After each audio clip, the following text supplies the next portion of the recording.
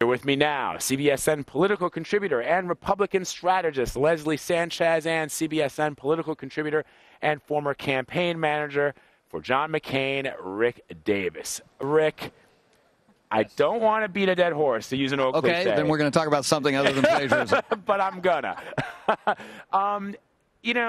Help our viewers understand. Let's forget the allegations and the back and forth between Paul Manafort and the media and the Trump organization. Explain to us what happens if I want to speak for your presidential candidate in the case, let's say, going back to 2008, John McCain, and I want to get up and speak, and I've got a speech. What do I do with that speech once it's written? First of all, it's not exactly how it worked in 2008. In 2008, we had quite a bit of time between the time McCain locked up the nomination in March and the convention in September. So we locked up the nomination 3 months before Trump did, and our convention was a month and a half later. So we had a lot of time to plan. And we work very closely with the RNC, especially their official proceedings office. There's a thing called official proceedings, which are permanent people that literally do the convention every year and year out. It's headed by folks who've been involved in conventions for the last 6 conventions. And what they do, their job, they have about 50 people, and their job is to assemble speechwriters, work with the campaign to do themes, and then take those themes that the campaign gives them and starts honing in on speech material. So if a candidate, in this case for speaking, a governor, a senator, a congressman who doesn't have their own speechwriter, we give them one and say, here's your speechwriter, like what happened with Melania Trump. She was given Matt Scully, who was one of my speechwriters, and he did a speech for her, and they chose not to write the speech, but his job at official proceedings was to write speeches for people like her. Mm-hmm. So what they do is then they clear the speech, right? No one's allowed on that stage until that speech has been cleared, and cleared in a couple of different ways. Fact check, make sure everything in that speech is accurate. Plagiarism check, but also political check, right? It's got to meet the campaign's needs.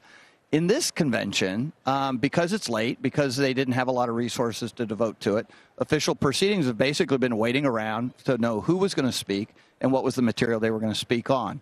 So it was a very last-minute thing, and the normal procedures weren't able to be followed. And certainly in this case, where the speechwriter was actually on a corporate payroll, not attached to the campaign or the RNC, everything got out of whack.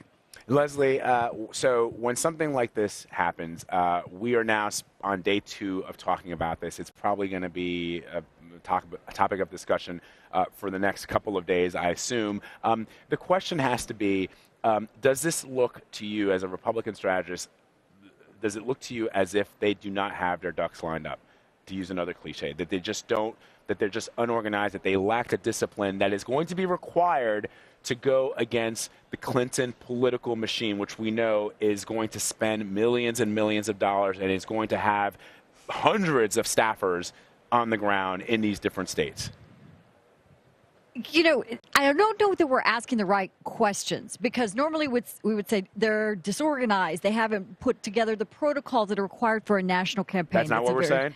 It's what we're saying, but does it make an impact? What's the efficacy of that? In other words, is he still getting tons of media attention? Right. Donald Trump has been able to close the money gap by his social media gap. He can tweet and clarify the issue. Perhaps he wants to keep it, on the minds of voters and everybody talking about Melania and looking at it. And at least they're taking a look at the campaign. More people are tuning into the convention. Even though Paul Manafort, though, his campaign manager, says they want to put it behind them. That's what I'm trying to reconcile. But then they don't. Right. But then they don't. They eke out a little bit every right. couple of hours. You're seeing a little bit more, which gets us to talk about it a little bit more. They're either amazing puppet masters, and doing things in a very different way to get their message out there that this is a convention people should tune into. It's different. It's unconventional.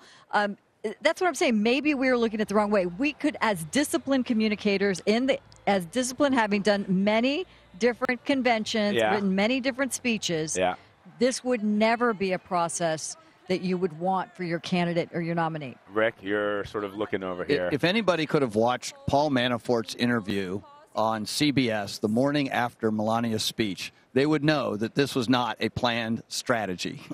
This was a very difficult day for the campaign and for the campaign chairman, Paul Manafort. And it's damage control, plain and simple. It's just not really good damage control. I mean, the idea that you want to draw attention to a convention by, screwing up is, I just don't think at all a possibility. I don't know. I think we have to start thinking about it a little bit differently. I mean, here Trump had all press is good press. I mean, that is just nonsensical. Anybody else would run away from that idea. Any candidate we have ever worked for would say, let's kill this story, move on.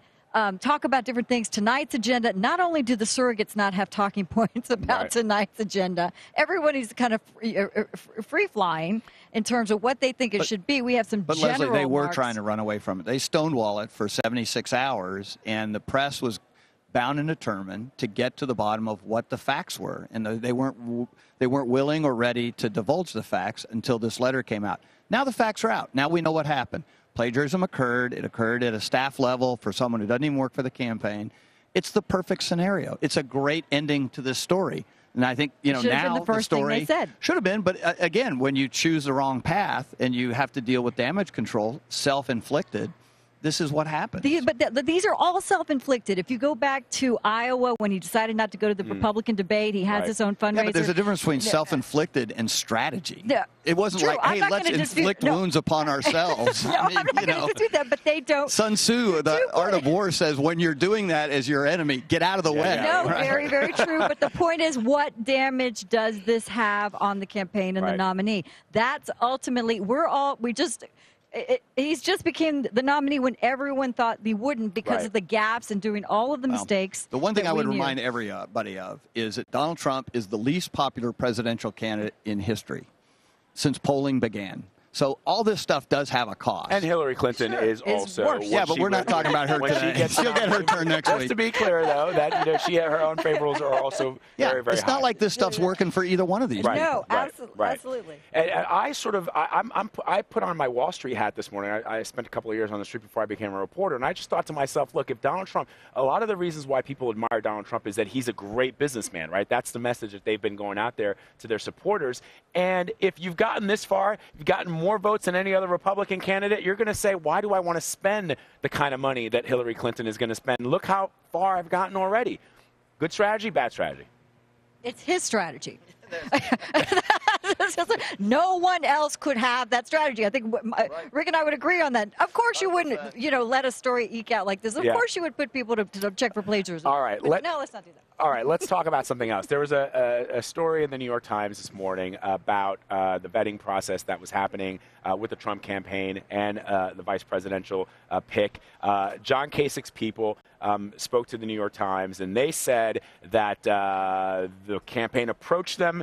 There's that article, how Donald Trump picked his running mate on this past May. Donald Trump's eldest son, Donald Trump Jr., reached out to a senior advisor to Governor John Kasich. Donald Jr. wanted to make him an offer. Did he have any interest in being the most powerful vice president in history? Well, after that discussion continued. They said, well, what would the vice president, what kind of responsibilities would there be?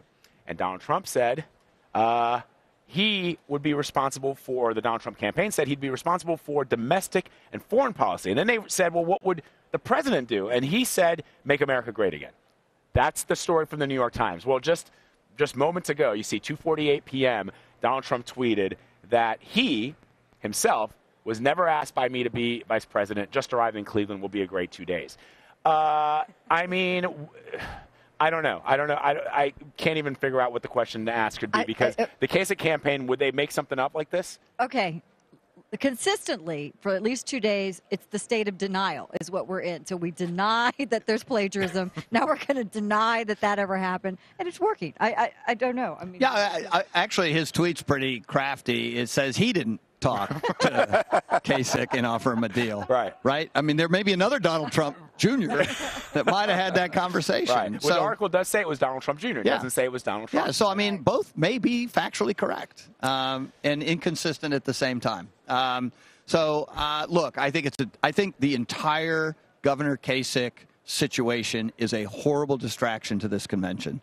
As the governor of a state that is benefiting economically by the Republican convention being here and having a nominee of the party, he is under more pressure and more scrutiny than any other individual to attend the convention. And my own view is to have him make a decision politically to not attend a convention in his own state that he fought to have here, regardless of who the nominee was at that time, I think is just bad politics and bad personal behavior. And I think all this, noise that's been created, other than if I were Kasich and I wanted to not come to the convention, just quietly go away. Don't talk to the New York Times about what's been going on. Don't send out tweets trying to raise money off of this controversy. Just be quiet and let this convention continue, because it's an important event for the party. And, be loyal at least to the party. All right, we're going to have to leave it there. Leslie Sanchez and Rick Davis, always great to have you guys. It's so much fun. Thank you so much for talking with us.